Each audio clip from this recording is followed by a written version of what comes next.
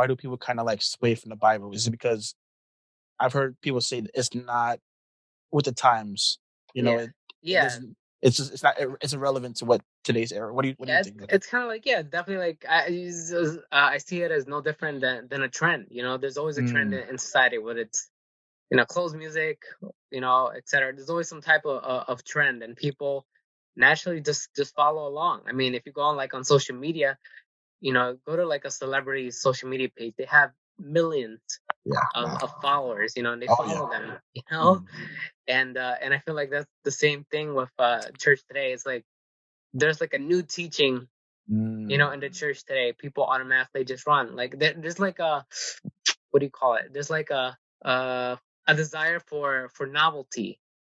Like people wow. are just automatically drawn to novelty. It reminds me of Eve, right, in Genesis, right, where the serpent, he he was tempting her, and she's with the tree, and she saw that the as the scripture says that the fruit, it looked good to her, Yeah.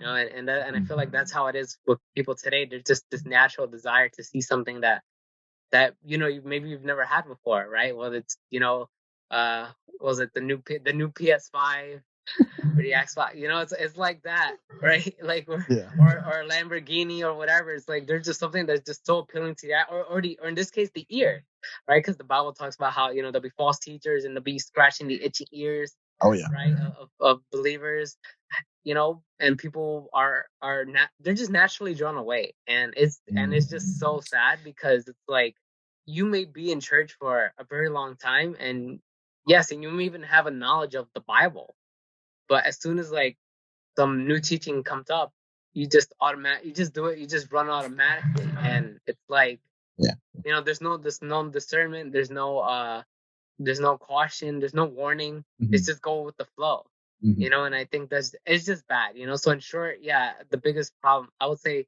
yeah, the main issue is that people get too easily deceived, very Yeah. gullible.